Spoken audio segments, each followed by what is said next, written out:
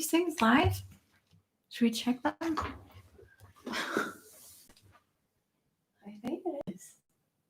I don't know how that works. You're seeing some fluff here, but here, we're going to press it. Doom. Oh, it's checking your connection? Yeah. Now I'm live. Yep. All right. Oh, I should say that. That's what it was missing. What was it missing? It should have that live icon. Oh. It was a little bit sooner than a lot sooner actually than initially anticipated. I will say, because I definitely was not planning on podcasting again until you hit me up. Hello, everyone. Just getting right into it. Yeah, drum roll. What's up, everyone? Today I'm here with my friend Kourtney, and yeah, we're just going to talk about finding your path, finding yourself. So yeah, let's do it. I mean, we can go any direction we want, obviously, but I think you were saying right before we started that maybe one of the things to keep in mind, I guess, with this was this is going to be like an open conversation, obviously. I mean, we know that. Yeah. We're letting you know that. Very spiritually open. Yeah. There is not one single devotion or practice that is going to be discussed here today. There's lots of different angles that you can find growth with. What else? Being vulnerable, allowing yourself to lean into the uncomfortable and feel different. Embrace your weird.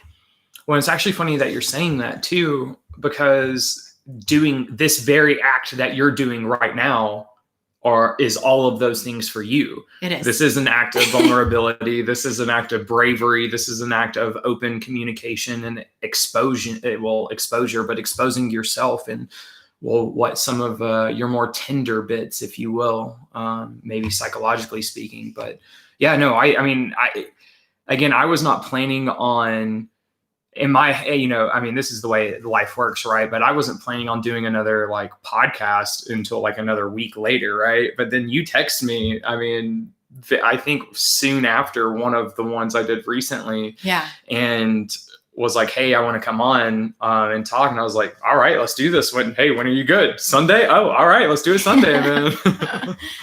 So yeah. I'm, because I'm super stoked that,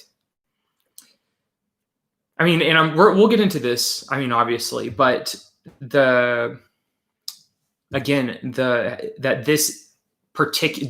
this act that you're doing is an act of vulnerability. Because I guess you're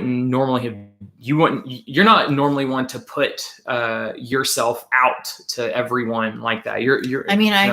Same kind of as you on Instagram or most social media. I don't post a whole lot. No. I'm not looking for attention. I simply just. Well, then you're not posting like I'm posting because I like attention. So. No. Well, I guess.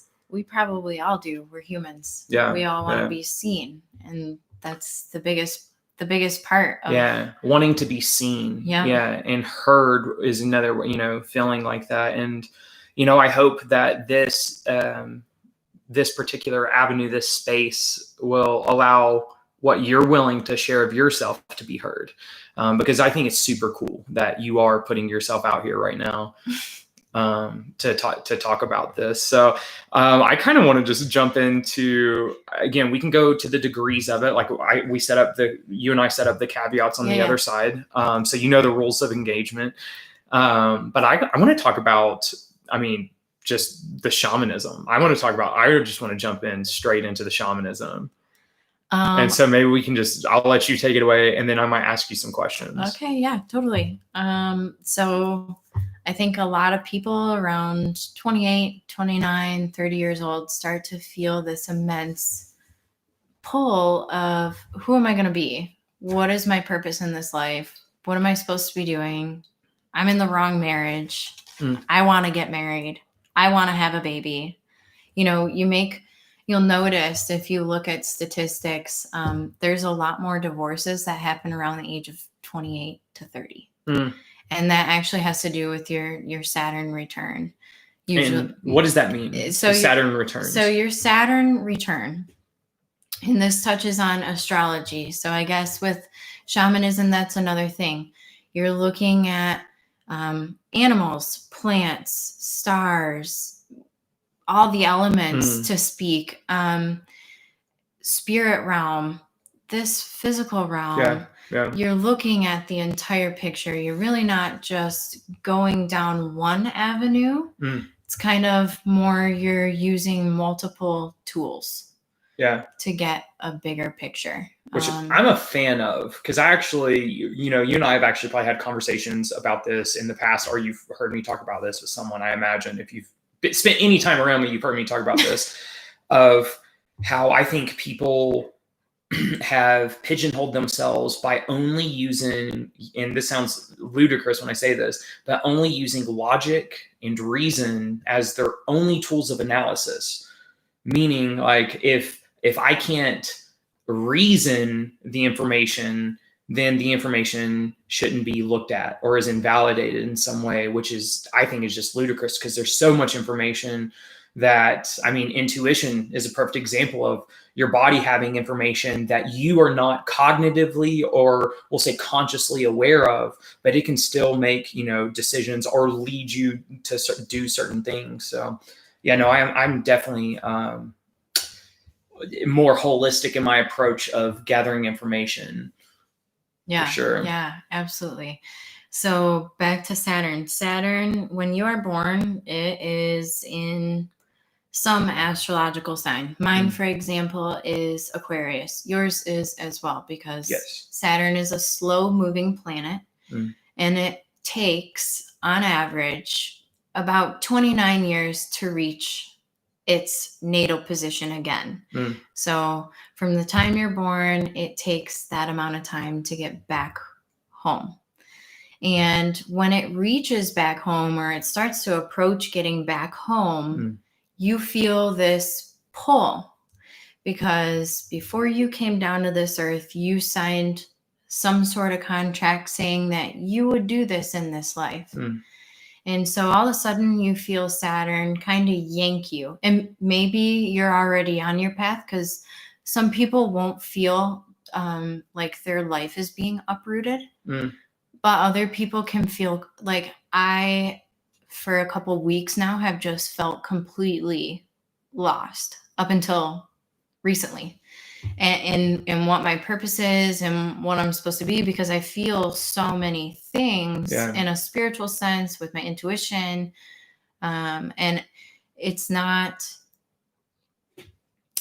something that I can ignore. It feels, my soul feels as if I cannot ignore these things that I'm going through, that I'm feeling, seeing, hearing,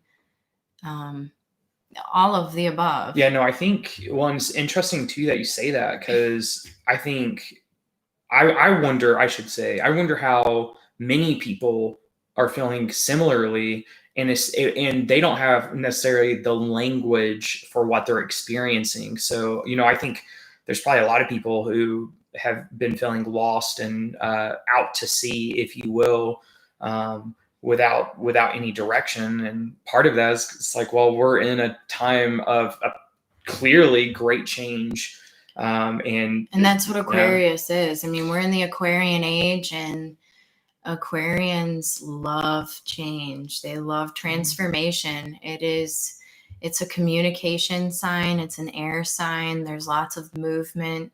There can be flow. I would also say, I mean, just to play on this as well, volatility, because if there's movement, usually movement would, that would in some systems show volatility, but I think that can be like the idea of Shiva, the destroyer, is, she's basically the forest fire that burns out the old growth and allows for the new growth to come back in. And one of the, I think, positive ways to frame what we're currently going through, that it makes me think of the Chinese curse. May you live in interesting times. We're definitely in interesting times, but maybe one of the ways, the idea is that maybe we're experiencing, I talked about this on one of my, the first episode I came back on, the year of the Deadwood forest fire, and it just feels like there's a bunch of dead wood in our forest that's just catching flame right now, and it's not a comfortable process. And one of the things potentially is that it can sprout new growth and a healthier, stronger forest, right? That's the positive spin.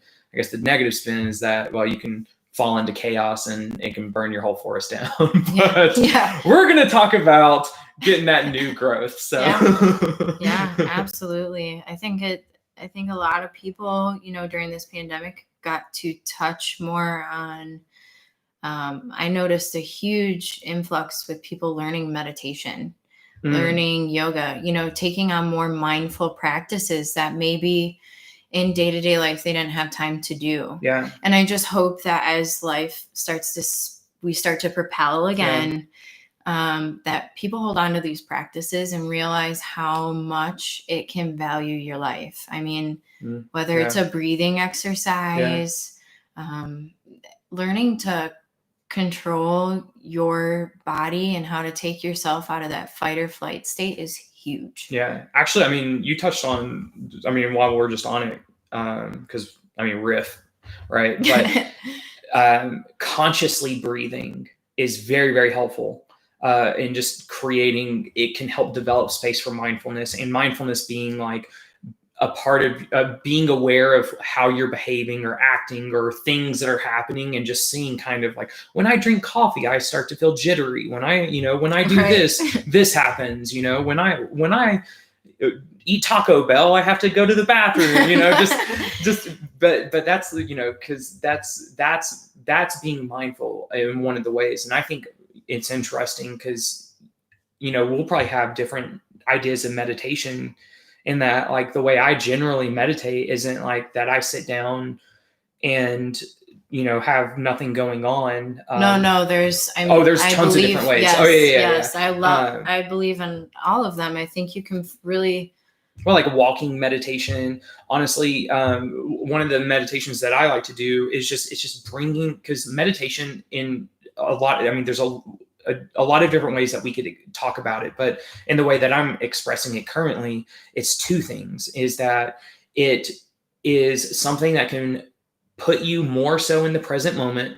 So meaning you can be in a crowded area and be fully present. And that is a form of meditation. And then as another practice, at least for me, and again, this is just the when I'm talking about it, is meditation is a practice that allows you to become more aware of your inner workings.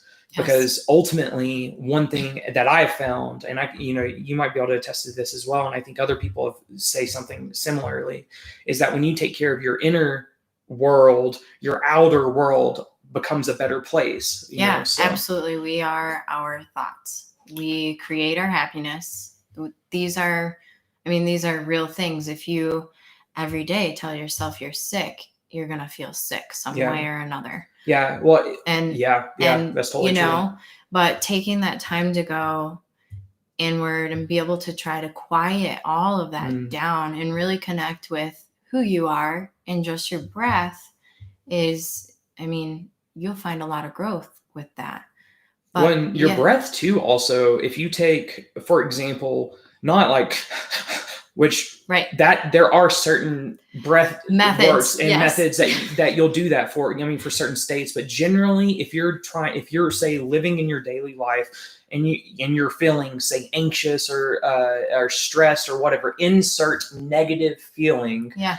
I actually teach a lot of kids that I work with this, but it's, you can call it different things, heart rate variability, but we'll call it paced breathing. And so that's doing an inhale, like generally for 4 or 5 seconds, and then an exhale for 5 or 6 seconds, a little bit longer exhale, and just doing like 3 to 5. The more you can do those, the better ultimately. But it gives you control over your, vagus nerve? Your vagal nerve. Well, and that controls your parasympathetic nervous system, which is where your fight and flight feeling comes from. So that gives you more control of your life when you're feeling like you have less control ultimately. But just little road stop there. Yes. But one of the things I wanted to I guess go on was that you said so, like, because we've been talking for the past few minutes about the feelings, feeling lost, feeling lost, and just the feelings of dejectedness and not feeling like you belong. And you said you were feeling like that for some weeks until recently. So what changed? So back in April of 2019, I took a yoga teacher training with 11 other students. And of course, I lived at an ashram. No TV, no internet, out in 300 acres in the middle of the mountains in Colorado. That's tight.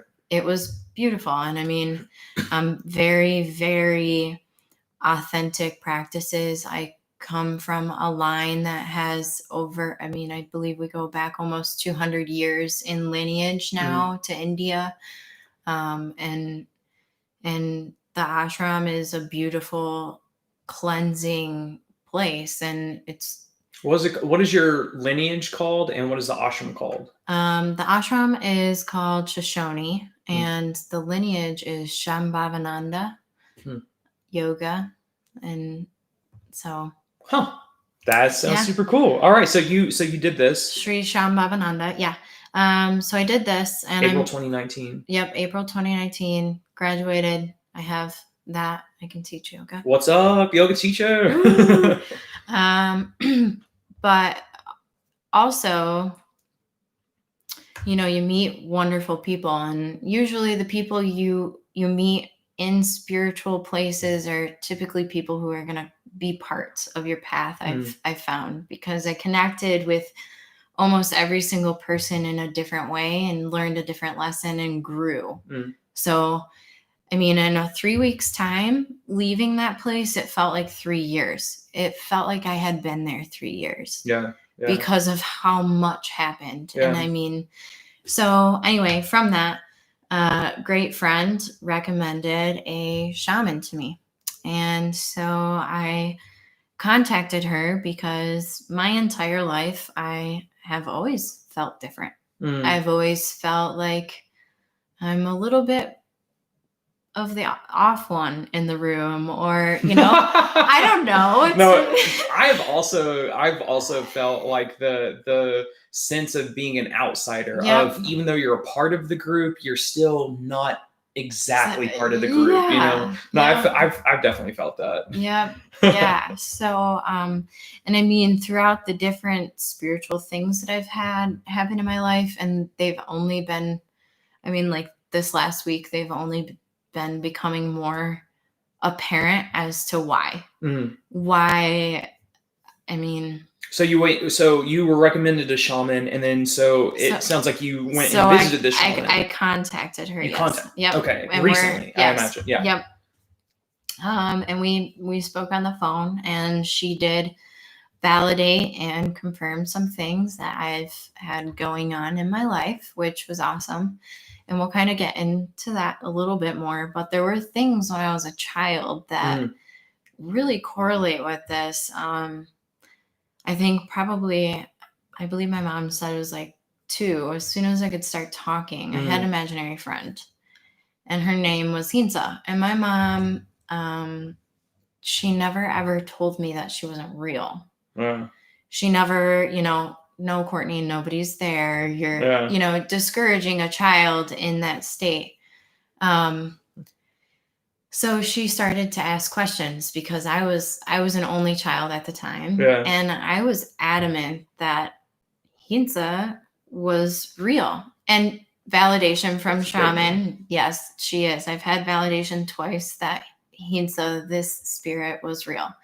And just to touch on the Hisa, she, I described her to my mom as a Native American girl. Yeah.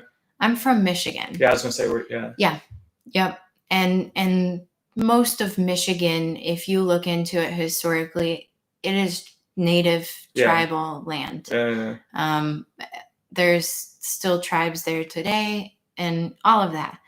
And so one day, I think I was 3 at this time, my mom asked me, well, why doesn't Hisa ever go home? She's always here. My mom, I drove my mom nuts with her because everything had to be perfect. I'm a Capricorn too, so I can't help it. It has to be this way. Yes. And my response at 3 years old was that Hisa's mom was an alcoholic and is mean to her. I was 3, and I was never exposed to anything like that. So you didn't have like the verbiage. You wouldn't have, no. Yeah, you didn't have like someone around you who was saying that other than your friend. Yeah. Right. Yeah. And I mean, I was adamant to the point that my mom set a plate for her on the table for dinner with us. Yes, Mom. Yeah. Oh, that's great. And she was with me until like 6, and one day was just gone. Yeah. And then I believe had to be like 3rd or 4th grade. So like, what are you, like 9, 10 that age? Something like that. Yeah. Yeah. Give or take. So I get off the school bus one day, and I got off the school bus at my grandma's, which is now my parents' house. But there's a big yard, and it's just like the woods. Like it's just a yard, and then it's met with like a thick forest. Like Michigan is dense. Yeah. It's dense woods. And one day there's a trail, of course, that went into the woods that my grandpa would use to go dump like lawn clippings and whatnot that you don't want in your immediate yard. One day I get off the school bus and I'm hanging out in the backyard, and out of the woods walks this Cocker Spaniel and a button buck. And this deer, this white-tailed deer, would come meet me when I got off the bus every single day. I pet this deer. It would rub on me. Oh, that's cool. It was one of the coolest. That was like my first, other than your dogs that you have at the house. Yeah. That was one of my first experiences with animals in that sense. But I knew that it wouldn't hurt me. Yeah. Because this is a wild animal. Yeah. You don't know. True that. That is a fact. So, in these experiences, like just weird things, unexplainable things that maybe wouldn't make sense to other people. Yeah. So again, making me feel even more different are happening throughout my life. And now the other day, this is maybe a month ago, but I came here to pick Camille up. And as soon as I get into your neighborhood, I had this feeling, Camille needs highlights. You should ask Camille if she wants you to do highlights. And we were going to Target, right? Yeah. And she gets in the car and I'm like, this is going to be a really weird question. But my intuition's asking me, I'm like, do you want highlights? She goes, I was going to buy hair dye at Target. So she's like, yeah, I want highlights. And I do want some highlights. Yeah. So it's like, there's in Austin, he'll walk into the room, and like most of us, we sing songs in our head. You hear a song, it gets stuck in your head, you sing it. He'll walk into the room, quiet as a mouse. Yeah. And all of a sudden I start out loud singing the song that he has in his head. And he just looks at me like, what is wrong with you? No, see, I have something along those lines. I was describing it as telepathy, even though it's like, that's just because it gives people, I thought it gave people an idea for kind of what I was experiencing. Yeah. I'll get a picture in my head. And then a lot of times the picture, one thing I've noticed about the pictures that I get is that, it can be emotion that it's conveying. It can be full-fledged information. It could be a paragraph of information, but it's in an image, which usually your unconscious is associated with the imagistic processor, I should say. So like it's what's giving the images, your unconscious mind. And my thought is that I think I actually am of the mind, and I could be wrong on this because I just don't know this. I'm not everyone, but I think that it's a sensitivity thing. I think that you can make yourself you more can sensitive. You can to absolutely things turn. like that. You Yes. can turn it off. Yeah. You can turn it off. Yes. Yeah. And you can choose to turn it off, and that's fine. But at the same time, What if you're unconsciously turning it off though? And what if you're someone? Because I would argue that people don't even know that they can do it, and you don't even know what you're missing out on. So typically, when we unconsciously turn it off, it's because something has happened to us when we were a child. For sure. And so even in a spiritual sense. Yeah, that makes sense. I talked with a shaman about this because typically it's around the age of puberty as well. And a lot of people can just choose tumultuous time in puberty. Right. You know, what's happening to me? You're coming into being. I mean, it's at the same time, you know, you think about it and it's like, as a woman, there's a lot of belief that Hard as a woman, well, yes, but also beautiful. A lot of tribes, old practices believed that when you were pregnant and or bleeding, some places believe that is the time that you are the closest to Creator. And so it makes sense that at puberty you have this feeling happen that something spiritual is happening, because I also think like you're now having the tools to give life further, right? So we're the tree of life, just in a sacred geometry tick over there. So it makes sense as to why you become more tender at that age. For women. Yeah. Well, I think also men, because but I think it gets punished, so then we close ourselves down. Yep. Yep. You have to go as this is where I'm like, sometimes there's a lot of ways and reasons as to why we may shut it off. And it could happen various different times in our life. And it could just be due to sometimes when you're, you know, my earliest memory is like when I was 4 in the backseat of my mom's car singing TLC, Don't Go Chasing Waterfalls. Right. Right. So yeah. So you think about like your earliest memories. If you spiritually saw something as a child that was frightening, you know, because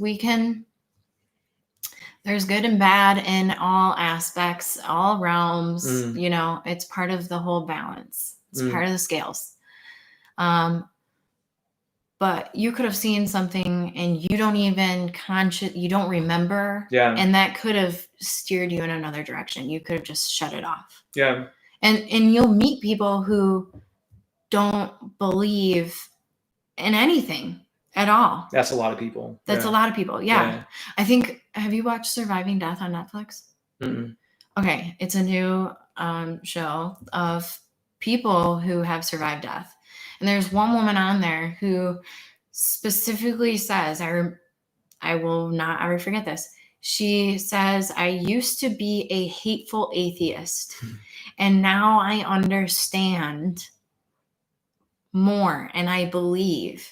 And I like this show too, because it actually touches on the collective consciousness of death and the study. So they're talking about the studies that they've been doing on near-death experiences now for over 40 years, which is pretty cool. That is pretty cool. Yeah. Well, it's interesting because I do, you know, I wonder if, because part of the idea is that you're in a curriculum that we'll say in the incarnation that you're in, there's a certain set of lessons that you're going to learn with this particular incarnation. And there might be some lessons that you've been working on, but there's certain things, like character, if you will, character traits of the incarnation that's going to, you know, predispose you towards a certain thing. So, you know, one thing I've been playing with is, for a long time, especially, I got I wasn't phony holy, but I got like too uptight for a while after I got my yoga certification. because it was an intensive, and so I was doing it every day for a month. And when you're in that space for every day for a month, like it's super transforming. But one of the things I found was that when I came out, because you're basically in this, like, if you will, safe space where things are more quiet, you're in a space of love, mainly quiet though. And then you go out into the world. And then I remember the first time I tried doing yoga and just doing my practice, right? And then try meditating. Yeah, and then there's kids right outside the door, just yelling and screaming. Yeah. There's like shit falling down the stairs. And I'm like, how am I ever going to do this? But one thing is that I've thought about though, is that there's, if life is happening for you, not to you, but if life is happening for you, then the transformations or the non-transformations are what the character or what the spirit, I guess, needs. Because everything, I guess, happens not necessarily because you want it to happen, but because it needs to happen that way for, I guess, again, the experience or we could call it karma that you are burning off. That could be good or bad karma. And kind of like all the things you're talking about right now is Saturn. So, hey, way to bring us back around. Yes. Yes. And with that, and to kind of tell you about those challenges. So every 7 years, Saturn is going to be creating a square in the heavens, in the sky, with your natal Saturn, which a square represents challenges. It's an aspect that shows us we're going to have a challenge, but it's also an opportunity for growth. So 14, typically, again, and this is another thing with Saturn, your puberty, Saturn is opposing. So it's on the exact opposite side of your natal position in the sky. And so it's opposing all the things that you become more rebellious at that age. Think about it. I mean, I've been since I came out of the womb, but yeah. And so, and it is, in Vedic astrology, they call Saturn the Lord of Karma. And it is interesting. And it's part of your life contract that you signed, and you have this purpose, and like we talked about, you can ignore it, but it's not usually too comfortable when you ignore it. Well, and so could it be to I guess round us back to the shaman that you visited? So could it be that? So you went and talked with her, and you're still talking with her, right? Yes. I imagine it's a process. Yes. Right. Yeah. But she's helping. I guess what? Because you said you were feeling the loss. So has she helped, I guess, illuminate more so your path? Yeah. I guess. Yes. Yeah. So I know that my intuition is a big part of my path. I know that I have these wise words and things that come out of my mouth that I don't even know where they came from sometimes. Oh, dude, that's. And it's kind of but it's a beautiful, profound, humbling feeling, because it's like, whoa. But I also look at that as connecting with spirit, with the creator, with God, with however you want to look at this, because we're being all inclusive in this situation. And so I think we can all receive messages.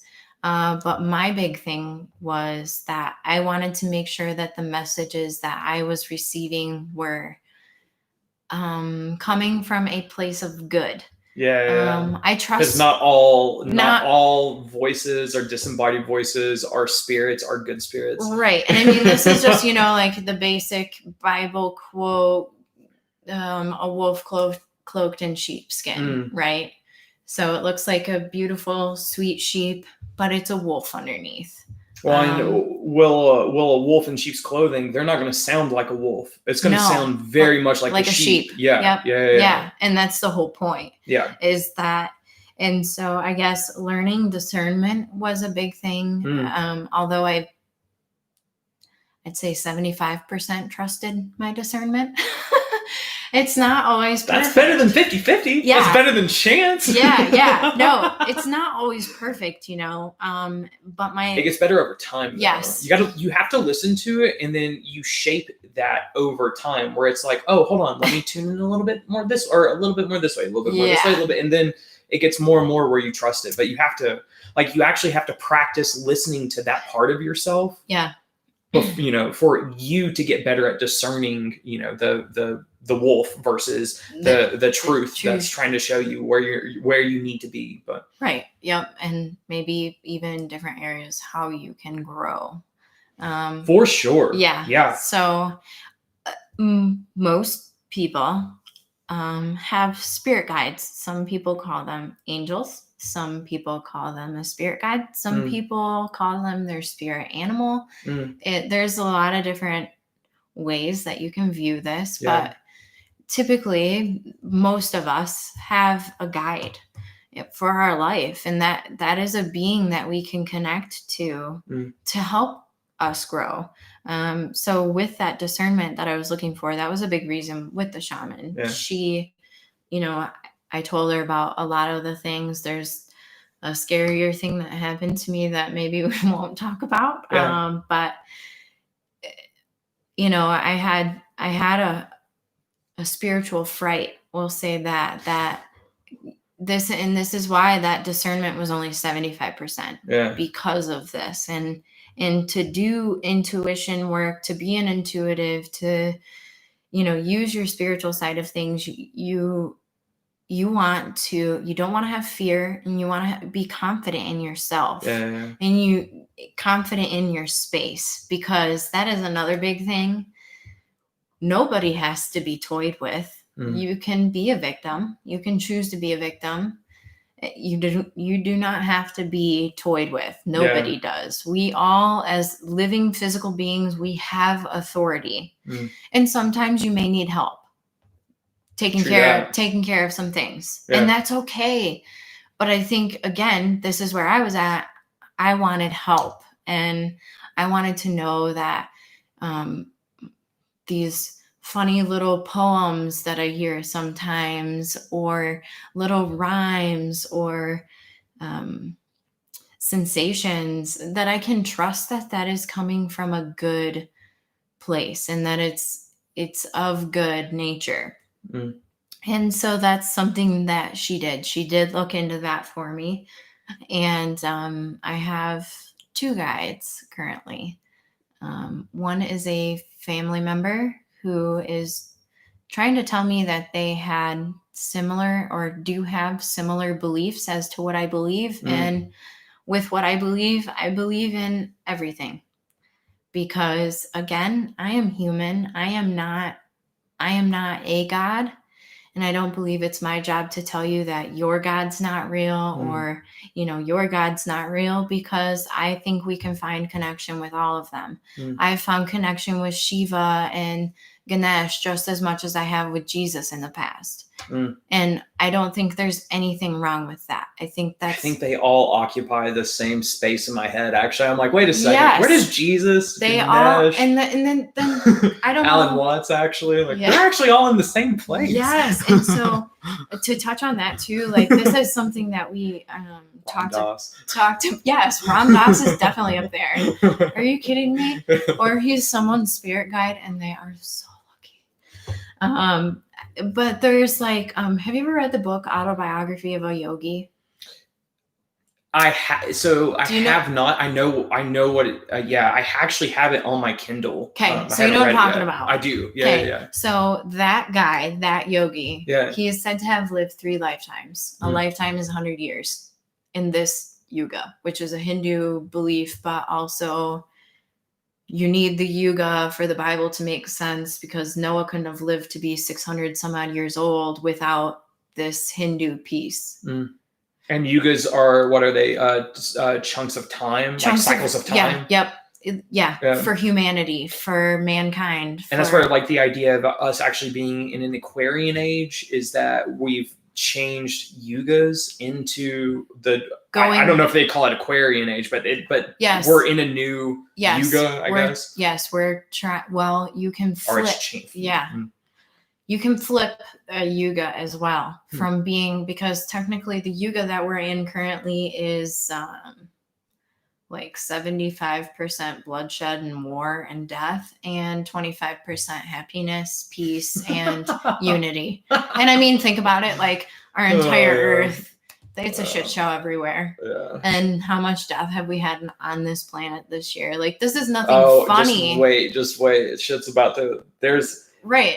I wonder if there does need to be blood sacrifices. So what if it's if there's 75% oh God, this is getting dark. bloodshed for the Yuga, so that way it lays the foundation for the next Yuga, which would be more of an enlightened one. But I mean, I like to think of weird shit. And the thing is too, so with these Yugas, there's different life expectancies. So this one is like 100 years. So who is the yogi who, I can't remember his name, their name, for the autobiography of a yogi. Who is that? I'm seeing the face of it. Like, it's like this, I can see him like too. more androgynous looking. Anyway, well, his like, after his third lifetime, there's this theory, belief. Some people deeply believe it. You know, some people who have astral projected say they've seen it, but that he and Jesus are sitting in the astral realm, like trying to hold shit together down here. I mean, think about it. Like, I mean, I've seen some weird shit in the astral realm. I mean, I've seen. Yeah. I mean, I haven't seen Jesus holding back reality, but I've seen Jesus fuck reality. So you see some weird shit out there, man. Yeah. So there's tons of beliefs out there. And I think the more open you are, me personally, like I was just saying, I think like for Noah to be 600 and some odd years old, and when that flood happened, and now we're actually making connections with science too, with like time periods and the Great Flood and all of that stuff. But I think they were in the second part of the Yuga, and it's like 1,000. You can live up to be like 1,000 years old. And the first, like the best part of the Yuga, where it's like all happiness and unity and bliss, everybody can live to be up to 10,000 years old. So then you're looking at like, we're elves. Yes, you're looking at. I mean, thinking about this in the aspect of Shiva, for instance, like how old Shiva lived to be, right? Super old. Greek gods, some of them live to be super old. In these stories that most of us can say, that's not real. Oh, that's just mythology. Well, is it mythology?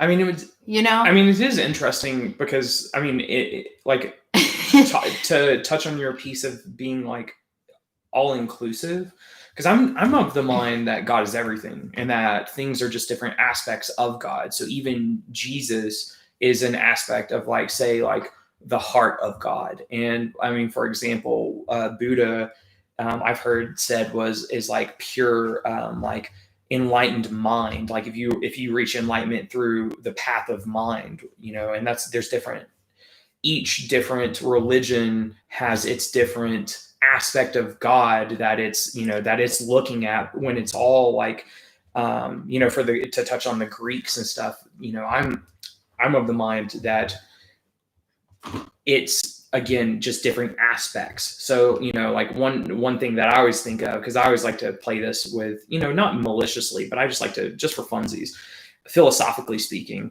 like to ask Christians, like, all right, well, let's start with the easy one. God is love. And Christians will be like, yes. And then we'll say, all right, well, God is everything.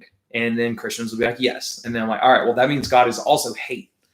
And they're like, no. Well, but I'm like, but we just established God is everything. Yeah. And maybe our understanding of bad is not as, we're only seeing one aspect of it, where it maybe the experience, like, it's what they say, the two sides of the same coin, good and evil, where it's like, well, maybe it's the, like, what I've heard this before, and I like this interpretation. I think it's along the lines of I think the guy's name, no, I'm going to mess it up, but it's, I think, a Hindu story.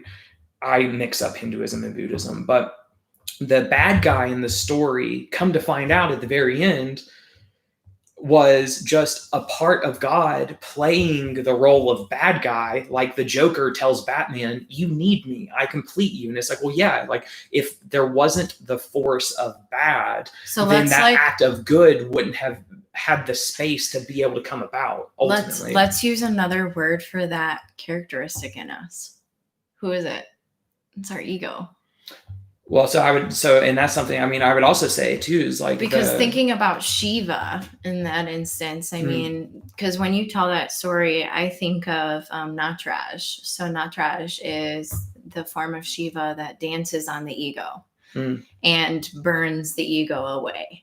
And I've had some of that. Yeah.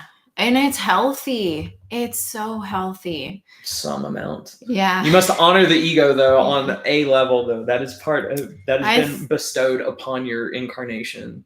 Doesn't mean you have to lead with ego, right? Right. Yeah. But I think, when we come from a more egotistical place and we allow our ego to drive us, and that's who makes us every day. Yeah. I don't think, that can create bad, that can really have a chain reaction. Well, I mean, I know we've deviated by, this is actually, this is interesting to get into a little bit more. Because I think it's I like to think sometimes of life like a video game, in that it's basically life is this game that you're on one side, like the most meta you've inserted, and you're creating this character almost like Skyrim or any like big RPG game, where you're giving yourself basically stats like this character can talk really well, it's got really good talking ability, and this character's got really good awareness ability, and or this character's got really good strength but they're dumb as shit, and then you have weaknesses as well, and part of what that does is it makes the playthrough unique, right? And so part of what and I'm not arguing, but the part of the discussion I would say is like ego and why it's necessary is, and not saying that you want to be again, not let it lead, like I had said, right, where it's running the show, but honoring it. And like, for example, I try to, as much as I can, I'm still practicing, I'm a work in progress, but to be less egoic. But what I found is, like, for example, I used to, when I was in groups of people, my ego told me that I needed to be center of attention, because attention was one of the ways that I validated myself. More so, external attention was the validation that I guess I thought I needed, right? Whereas now, that tendency to perform for a group, because I do find that I have more energy in a group, right? More than just, if we're just sitting one-to-one, and a tendency to be a little bit more, big in my emotions, more outlandish in my speech, more of the show. It's not about, like, I see that behavior still happens, but the intention of it is not for attention as much as it's just an act of this being that is the character that is Blake Ross. Again, that last part especially was very meta, but I find that to honor that, like sometimes, like, not that I try to be the center of attention, but sometimes I am the center of attention. Like, that's just sometimes the way, that's sometimes what happens with this character. Right. It is what happens. And I don't have to attach to it of like, oh no, I need to do this. Right. I need to be the center of attention. Like, it just happens sometimes. And I'm like, oh, okay, well, sure, that was fun. And it's also fun to not be the center of attention. Like, whatever, man. Yeah. But no, sorry, that just made me think about that, because it's just interesting. Like, with the idea of inclusivity, that's something that I've really tried to do in my thinking, is really try to broaden it out and think to myself, do I have my take on this? Do I think, like, for example, the road to hell is paved with the good intentions. Everyone who ends up doing a bad thing thought that they were doing a good thing most of the time. And we don't see that, like, sometimes in our haste to help someone and be a helper, instead of just finding yourself helping someone, in your defining yourself as a helper, that you are more preoccupied with being a helper than you are of helping someone, and sometimes are not aware of like if you're willing to do anything, if you say you're willing to do anything to help someone, when you say that, are you willing to harm someone else? Are you willing to take from someone else to help this person that you said you would help? Because that's harmful in a way, right? Yeah. And so it's just interesting, I guess the thinking about that, the interplay of how everything is connected, and how, again, good and bad, it really just depends on where you're standing. Because a lot of times, like right now in the current climate, if you're on one side of the aisle, if you're left, then you hate the right. If you're right, you hate the left.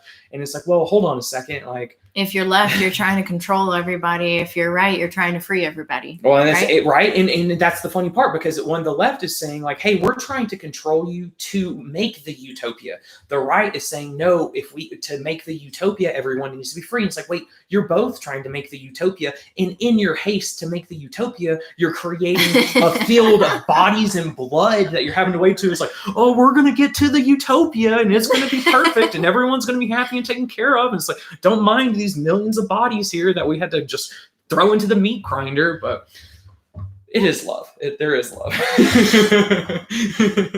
Let's get away from politics, because that's never ever a good conversation to get going on the internet. Well, I've been diving into it a little bit, but trying to find the middle ground, because I actually think is and actually to tie into the finding ourselves, is that there's this, I think we exist on multiple levels, and that can be the astrological level, that could be the, like, I guess the physical level, that can be thought level, that can be emotional level, there's a lot of different levels that we exist on. And I think part of the collective level that we exist on as a social creature with other Americans is that a lot of people have lost their path. And in a way, I would argue, we have over the years, via technology replacement, saying that it would be better for us overall, while taking away a lot of what makes us human and saying it's better in a lot of ways. We've gotten rid of our shamans. We've gotten rid of some of these people who could say, you could go to them and say, hey, person, I'm feeling lost. And they're like, well, here, let me help center you again. Here, let me help put you in the right way. Or at least let me help you with things that I can show you that you need to work on a psychological, spiritual level that will make your life better, if you were willing to to basically work at some of this. Yeah, we talk about this a lot, but like, America is big pharma. It is just a pile of money and pills. And a lot of people, I think, over the last at least 5 to 10 years, have started to choose more holistic practices with the aromatherapy, with, like I said, this year, I saw a huge influx in yoga and meditation personally on the platforms that I was also practicing on. Yeah. And so I'm hoping that this age of change as well is part of these old practices coming back. You can bastardize them, though. Did you see the guy? This is like the dark humor of reality, I think. But one of the guys who stormed the Capitol the other day was a self-proclaimed modern shaman. Yeah, he was the guy wearing the bear hat outfit. Nick, it's like Jake. I don't know his name. I don't know his name. His name's Jacob. I know who you're talking about, but they that's have one a of the Simpsons things, character. That's funny. But one of the things that I think, because this is how, like, this is in. Also, I'm not saying against this, because actually I'll go ahead and say this, that I'm trying to be a modern shaman in the way that I think, again, this is just my personal take on this, is that I think that the being a psychologist, especially the way it's trending, is that psychologists are going to be able to administer, like we can right now in some places in Colorado, psilocybin, MDMA. Like, we're able to do the things that some of our, like, shamans used to do. And I actually am someone who gets visuals and has visuals, and basically I have visions, you could say, if that's what someone else could say, right? Yeah. And it's like, well, I like that. I definitely feel a need for being a modern shaman, right? But with that being said, one of the things is, and this is again, I'm touching on kind of what you were saying earlier, is how do you know that you're listening to the right voice? Because what if your voice tells you to storm the Capitol? And actually, here's the other part. What if we come to find out 2 years down the road that Mr. Shaman guy who stormed the Capitol actually facilitated the greatest amount of change for everyone? What if he ended up being the necessary change that brought about people's minds actually changing? It's like, you don't know that. But... I mean, this astrologically speaking too, I had known, like, in my group of astrology people, we talk about it, and it's like something big is going to happen on the 6th. And I'll tell everybody right now, again, on the 20th, we have another conjunction of some planets happening that's going to create something. We're going to really feel the effects of it on the 21st, and it's going to create something similar to what you just saw on the 6th. Well, I mean, in my personal life too, I had been telling people for months and months now about what I felt was a preeminent, basically civil war was going to happen. And I would argue has started now officially. But, again, we could say that for another conversation. But but ultimately what that does bring about, though, is great change. And then, like I had touched on earlier, like I have wondered, this is not me validating bloodshed or saying that it's necessary or, that I'm acting out this, because I'm definitely more verbal in the way I think going about change, because I think that's how we actually do change our world in the biggest ways is through words. But I don't know. High brain, actually. It's gone. Wow. Great change is coming. Great change. And maybe blood has to be spilled. Maybe there actually has to be a sacrifice. And like our ancestors used to know, they used to act out these sacrifices that we think today, modern humans think is really dumb. But it's like, you know what? Those people, our ancestors were not dumb people. And you actually are. Because of technology, we have become. So we think, yeah. We have become less able. I mean, we're so in front of ourselves all the time. We become less able to be able to connect with that quietness. And you think about it, like our ancestors didn't have TV. They didn't, we're talking people back. I mean, we're narcissists staring into his own reflection in the pool, basically. Right I now. mean, that's your phone is a neon mirror reflecting you back at yourself. Actually, no, it's reflecting a neon version of yourself back at you. It's not even the real version of yourself at you, but no, I definitely think that a need for a retuning, if you will, is definitely underway, and hopefully it's a note that we like. Hopefully, people just pay attention. That's a lot to ask for people. I know. That's a lot to ask. I know. Watch what's happening right now, because this is not going to be the last time that it does happen. These kinds of things. I mean, this is what is it? Nothing new. There's nothing new under the sun, I think is the quote. Right. Well, I think about like your bloodshed statement, and I agree with you. I'm not looking to have people killed or anything like that, but we need people killed to bring about the good. Kourtney, come on now. I think there are naturally a lot of deaths happening, but I also think about it in the aspect of like, and a lot, there's a handful of people out there that don't believe in this, but we're wrecking our planet, and we have too many people on it, and it's overpopulated, and it's overpacked, and all these things. Well, there's a few dying off. Yeah. Maybe it'll get better. I don't know. This can go so deep, right? The entire thing. There's lots of different avenues. And I guess that's the other thing with this, with what we were saying about the openness in the beginning, is allowing your mind to really not say, no, that's not real. Well, because how do you know it's not real? If you can factually look at something and say, or, if there's data you can study, if there's ways that if it's already been proven, obviously. But like for me, when we're driving down the Poudre Canyon here, right next to the river, it's a pretty narrow road and there's mountains on one side, you know, and I feel in my gut, there's a big animal around this next bend. So I'll say to Austin, please slow down. Like, and then we come around the bend and there's 3 big horned sheep.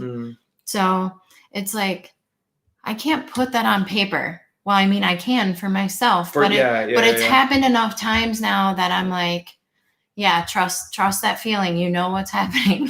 Well, but here's, because I'm actually right there with you. I'm right there with you. And actually, this is something that I've had to, I'm recently reframing it to myself. I think, again, speaking more, I guess I'm going to use the term spiritual evolution. Yeah. So, I mean, I'm going to use like the analogy that Ram Dass in one of his talks gives is, you know, you take birth after birth after birth in the reincarnation cycle. And when you first get popped in, you are basically asleep. We'll just say that, asleep. You're not awake. And for a long, many births, he uses the face of a clock. So you start at 1 p.m., your base is fuck. Base human, up until like 6 p.m., base. Give me more. Give me all the things, all the drugs, everything all at once if I can do it. And then at 6, he says, you start to wake up. You start to go on the path of awakening, becoming free of desires ultimately. Yeah. And so with that, there's not a better or worse. It's not better if you're further along, say that you're about to be enlightened versus you are the most base type person. It's not better or worse. It's just different. So like one thing that I guess I struggle with, and again, it's a practice, is the understanding that maybe the person I'm talking with, this doesn't mean they're dumb either. But maybe the person I'm talking to is at 3 p.m. And so what I'm talking with them about, they actually can't hear because they're not at a place where they've evolved enough spiritually to be able to actually hear the information. For example, I think you may have actually heard the conversation on New Year's. I'm not going to name any names, but we were talking about psychedelics, which, you know, I partake in. Yeah. And one of the people was saying, well, I've done like crazy amounts of LSD, mushrooms, whatever, and I've never had a spiritual experience. And I found myself wanting to say, well, maybe if you look at it this way, maybe if you look at it this way. And then Jenny was like, wrong crowd. And then I instantly was like, wait a second. Yeah. I think the person I'm talking to might be at 3 p.m. right now. And I'm not going to be able to tell them. It's basically like me telling someone who doesn't know how to read, like, oh, no. This right here, showing them a word, like, no, this means this, and this is what it's telling you. And this is all the things that these words, that knowing these words can do for you. And he's like, no, words aren't real. It's never real. I tried reading once, and it's like, oh, but also not the time for it. Also at the same time, you know, we could, you know, how does that person know that isn't part of their spiritual experience and part of, because I would say it is in the area of being what's the word, just dissonant, spiritual dissonance. If you don't want to acknowledge that it was a spiritual experience, it won't be. Yeah. You know, but how do you get to the spot where you can acknowledge it as a spiritual experience? Because if you say that, like, if you define yourself as someone who never has spiritual experiences, then you're right. You're never going to have spiritual experiences. So what is it? I mean, who's to say what makes anyone do anything ultimate at the end of the day? Well, I'm just going to be straightforward. Yeah. I ask for it. I ask to be shown. I ask to That's see. A great way to go. See, that's a great way to go. I ask because I want more. I want to understand. You're a seeker, though. You're a seeker, you're seeking. You are seeking out, in a way, freedom from desires, freedom from attachments, freedom. Basically, I don't know how your practice calls it, but you're basically a devotee of what? Again, I don't know what your practice calls it, but God or. Let's just say spirit. Yeah, spirit. Yeah. I was like, I know there's different different practices call it different things. To me, honestly, it's all calling the same thing, like Yahweh, Allah, God, like it's all talking, in my mind, it's all talking about the same. Other people obviously would disagree with me, but I think we're more similar in that vein. Well, and also like kind of what I touched on earlier is like, it's not just when we think about these great beings that we pray to, whoever that may be, it's not just them that's going to help you on your journey. Yeah. Like I talked about earlier, I have a guide. My shaman that I'm working with has a main guide and other guides that help her, because there are, there's things in the spiritual realm that we won't necessarily understand because we are from Earth. If I astral project and I'm in my astral being, I may be presented to a place and I might not understand it. Whereas my guide, who has taken a vow that this is their job, my guide knows and they'll help you. And that's also typically your gut feeling, like that sometimes isn't. It's not, yes, it is your soul, your spirit, but connecting to that helps you connect to them or to the greater, the greater God, creator, spirit, whatever. So, I mean, in a lot of ways, it's like, I mean, I only have my one little bonsai tree, my only plant I've ever had. But in a way, I mean, using the idea of the tree of life is that we're all a leaf. Yeah. And that some of us, though, have allowed ourselves to become dead leaves, where we're still attached to the tree, but because we've closed ourselves off, so we're not actually getting the nutrients or the feed from the tree. Yes, and so like I the love idea this of like analogy of tapping into just, I mean, because that's the way I think of it, is just as someone who, like, I'm more philosophically minded than I am scientifically minded, even though I work a pretty scientific job. Yeah. But because in my mind, there's just so much, it gives me more information the more that I've practiced being intuitive. More so, it's when I have listened to my intuition.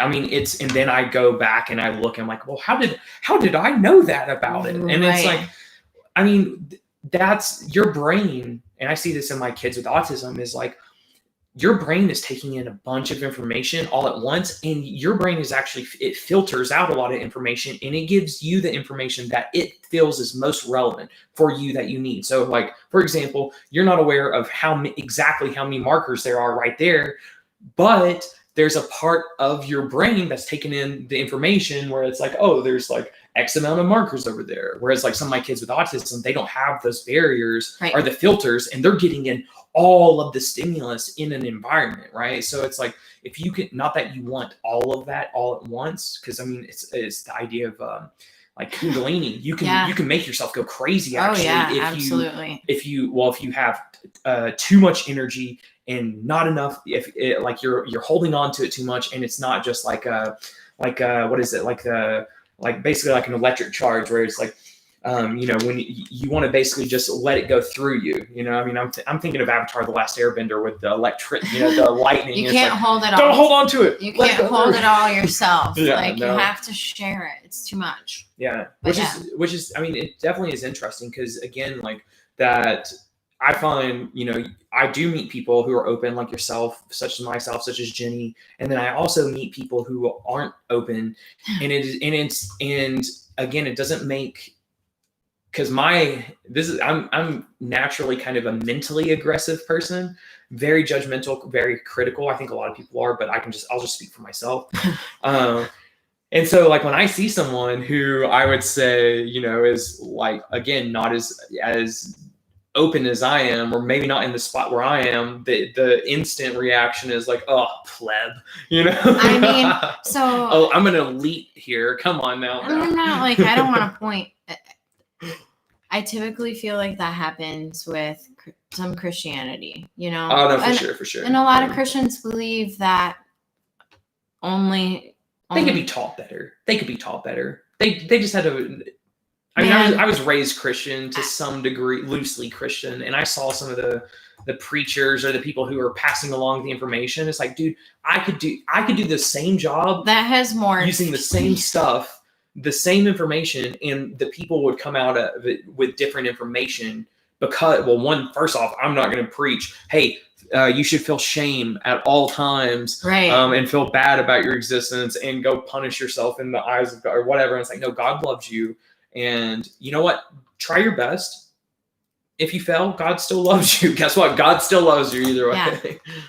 Yeah. You think God doesn't love the person who murdered someone? Ooh, that one's a toughie. No, God loves that person too. Yep. Yep. Well, and it doesn't matter what your spiritual experience is. And I think that's, that embrace that vulnerability, embrace that weirdness, and don't discount it. Write it down. If you have vivid dreams, write them down. If you have vivid things, write them down. Sometimes that stuff is coming through to us for a reason. Oh, dreams. We actually are doing ourselves a disservice by not. Now, I'm not saying put all of your eggs in the dream basket, but that's another form of information that yourself is giving to you. Well, for me, I just found out that I'm out being busy and while I'm sleeping at night. I can see that. I'm Ash.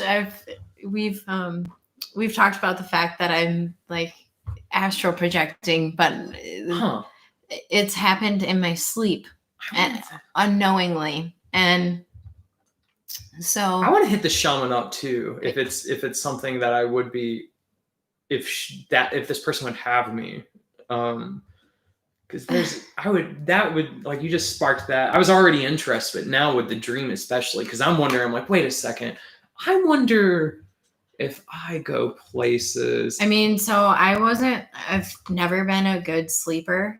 Like, well, I can't say never, but most of my adult life now, I am always up at 3 a.m. On the dot. If not, like, I'll wake up at 2:30 and be up till 3:30. I'm always up at 3, and you can call it the witching hour. You can call it, in school they called it the yogi hour. It has lots of names. But it is said that is the time when the veil is the thinnest and that you can receive the most information. And it is the easiest to travel between both worlds.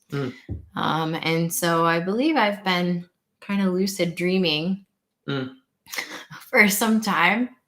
And I don't know where I've been going or what I've been doing. But see, I'd be interested in, because some of my dreams I have like legit the experience. I'm given the information that I'm on an alien world, and that's not like, oh, I think this might be an alien world. No, it's like the dream saying it's understood. I'm on an alien planet. I've been an alien before. I have had dreams where I've taken drugs that were not on this planet that gave me hallucinogenic experiences. Do you have lost time? No. Oh, So I know, right? No, dude, I'm good. telling you, man, I would love. Jenny and I were talking about it the other day. You don't love lost time. Lost time. Oh, not lost time. No. But the idea would be that it might be that I could have potentially been abducted, and it's like, no, I would love to be abducted. I mean, you could just be a Venusian. What does that mean? Like Venus. Like the planet Venus? Yes, Venusian. Huh? Yes. I mean, hey, maybe that's the feeling of outsideness. Yeah, some of that has been on myself too. I believe it's I've heard it. I've read about it a couple times in astrology about people from the planet Venus coming down and breeding with human. And so I don't know. Maybe you have some Venusian. Maybe you're all Venusian. Who knows? Who knows? Again. I think, one thing I will say though is that, I mean, definitely in some of my trips, like psychedelic experiences, I've gone to, again, what I understood to be like alien places. But it's interesting too, because I think, so like not all my dreams are like that. Some of my dreams are definitely my unconscious giving me information. Yeah. But that's something, I mean, I'm trying to be a psychologist, and it's like, if I'm trying to be a psychologist, especially like I don't think, probably no one's been aware of this. I mean, who's seen this, but this book actually is a Carl Jung book.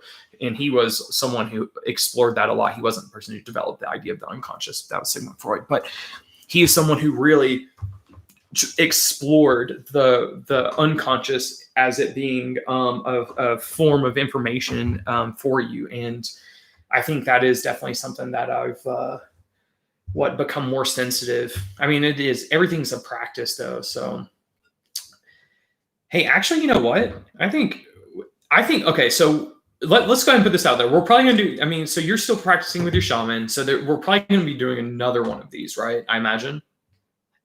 Possibly like. It can be weeks, months. It can be weeks, months. We could have a handful of them. Yeah. Because this is, I really, really, I do know that part of my purpose in this life is being a teacher and being a voice for others, and humanity is a big part of my purpose as well. But I see a ton of people suffering, and I don't believe that I've talked about, Ayurveda in the past, which that's herbs and food and how you feed your body. Yeah. And so that's the other thing too, getting started in shamanism and learning about shamanism. A big part of it is creating this harmonious balance within the being, within myself. And so there's going to be a lot of steps, new habits, routines, all of those kinds of things. Shedding of this old skin. Yeah. You're doing, Yeah.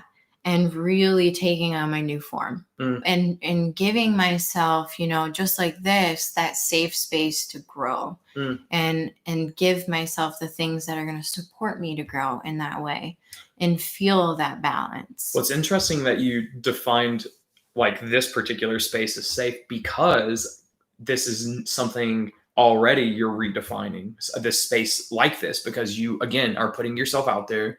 You're being more I've been a certified yoga teacher for a full almost 2 years now, and I've never taught one class ever, but I want to. Isn't that funny?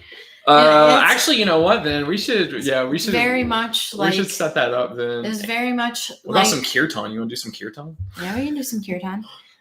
It's very much like this. Like, I believe we're taught these lessons just like you're doing with psychology. You're taught things, you're learning things, and these are gifts. They can be gifts to people in their life. They may not even know it yet. And you can find a lot of comfort and self-care in a lot of different areas. Yeah. Even though it has a name. Well, I think especially I surprisingly still have listeners actually for being away for almost 2 years and coming back recently. But I think just having a different view, but also, again, I try to model open, honest, genuine conversation.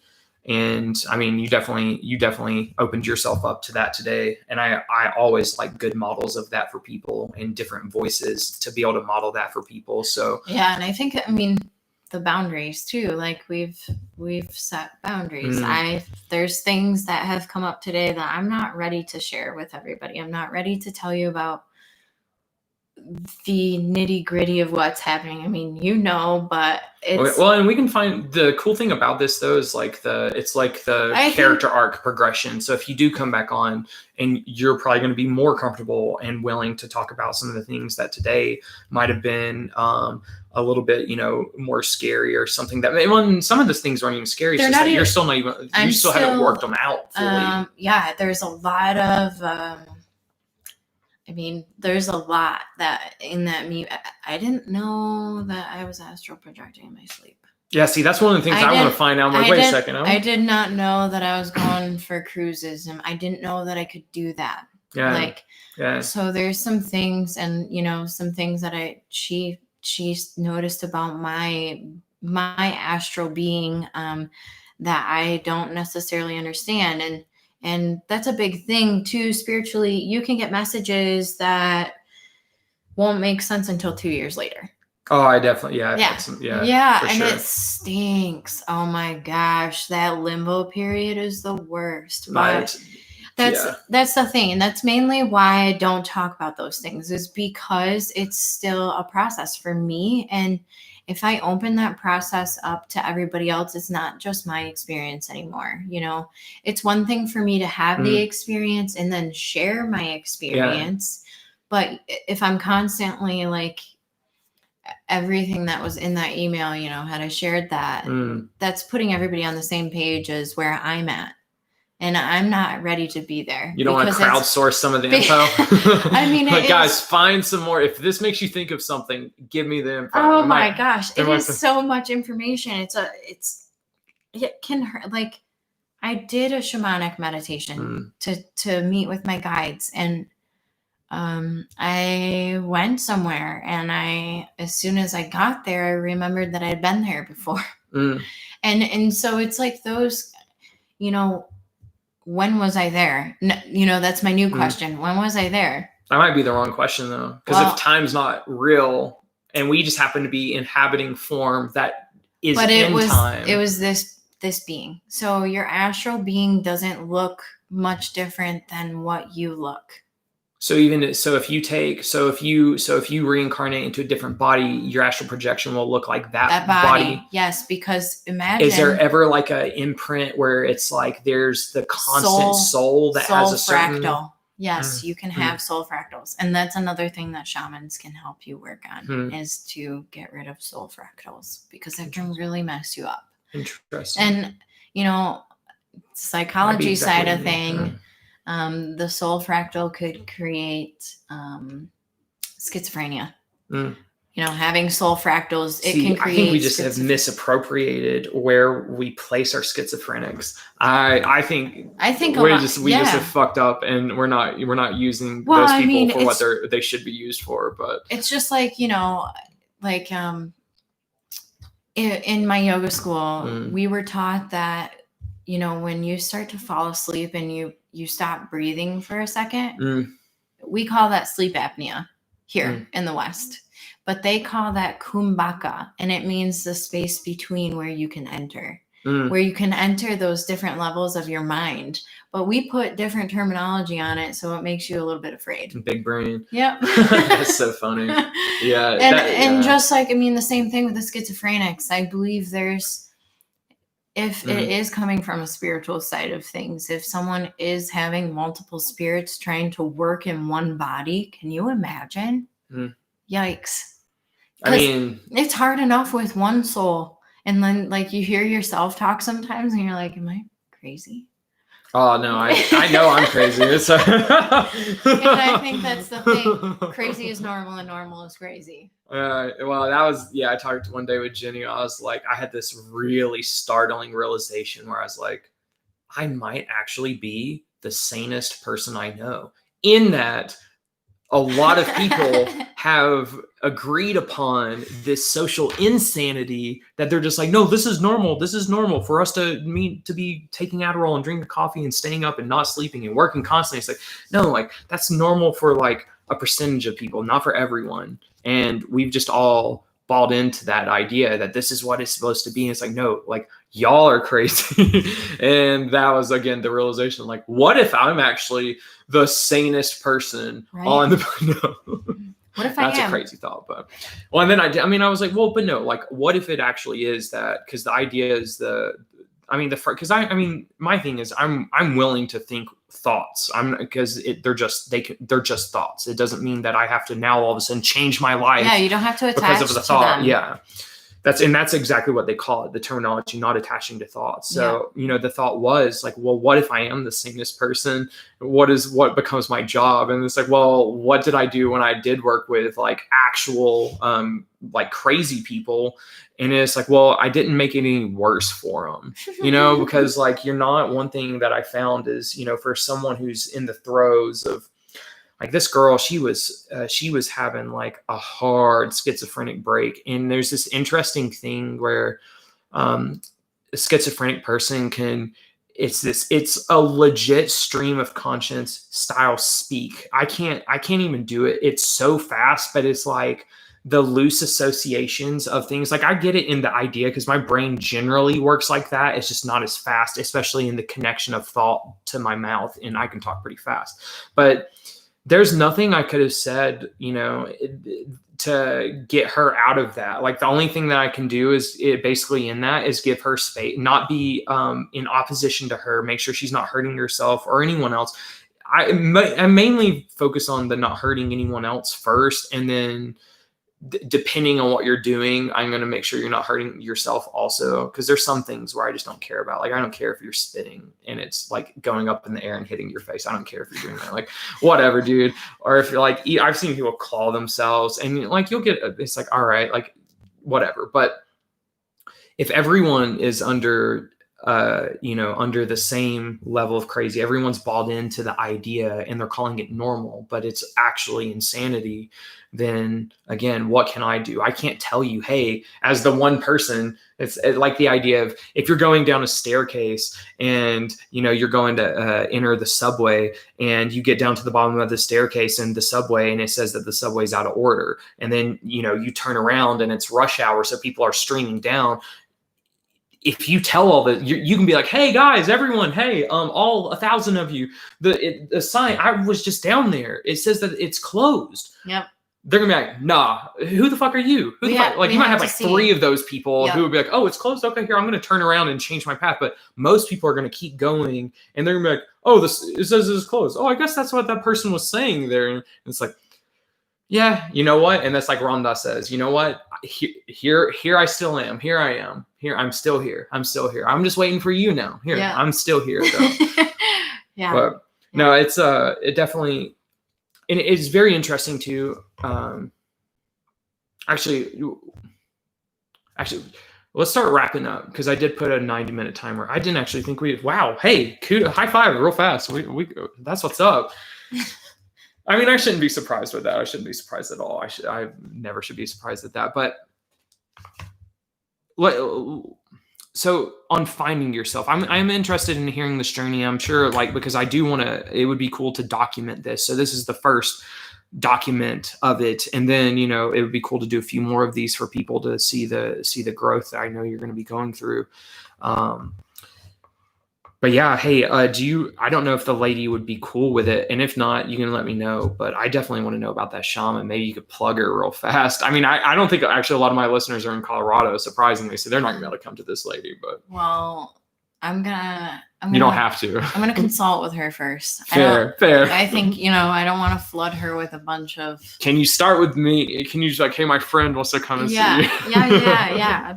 Absolutely. I mean, she's been great. And and is really helping you find yourself and find your calling and path. And I think a lot of people are bereft of that information and are seeking as much as you are in the questions of who am I? What am I here for? So sometimes it's not what society sees as normal. And I think that is the hardest part, especially remember what we just talked about, society's normal? Yeah. Right, exactly. So here I am going crazy. Yeah, wow. We're the most sane, actually. We're super sane. Yeah. And so, well, no, and it's not just a job description that you'll find at a building that you can just submit your application on a resume and hope you get the job. This is something that takes a lot of work, takes a lot of personal work. Yeah. It takes, an immense amount of studying and reading. And sacrifices, sounds like. Yeah, time. It's a lot of my time. And so, but at the same time, I'm just like Jenny, she has this beautiful passion for art and she's amazing at it. And so pursue that. If it makes you feel good, if it feeds you, like my number one question is if it puts you into this meditative space where you can kind of zone out, but you feel bliss, right? It makes you feel that way for a reason. It is aligning with you. You're not fighting anything. Yeah. You're really allowing it to free flow. And that's when you have real growth, is when you lean into the challenge. When you have challenges, that's where you're going to have your most growth naturally. So you lean into it. It may be uncomfortable. That's what I'm doing again. I'm the Joker to your Batman. Yeah. Yeah. I have to lean into this because I think this is, you know, especially spiritually, we're having a big change just on the planet, period. Yeah. A lot of people are believing more in little things even. And I hope it just continues to grow and those old practices come back because, I mean, we're also, you know, with the Ayurveda thing, we're able to prove now with science that some of this stuff actually works, that it's not some woo. Yeah. Yeah. I hate to use that word. Yeah, I so do really I. try not to because it's not woo. No, well, This once you but again, the scales others- have to be removed from your eyes. I know. And that's one of those things where it's like, well, you really only know when you know. Like, you have to experience it first. I can talk till I'm blue in the face and describe it in the best ways I think possible. And it's not good enough for that. I haven't changed one person's mind ever. Well, maybe not in the immediate, but yeah, who knows? I think we set up, I don't know, a week from now. I'm down. I'm down. Wow, doing it against us. See, I'm down. I'm down to do it again. Well, hey, thank you, Kourtney, for coming on today and doing it. And yeah, let's set up the next one. We can do our next one. And hey, thanks for having me. Yeah.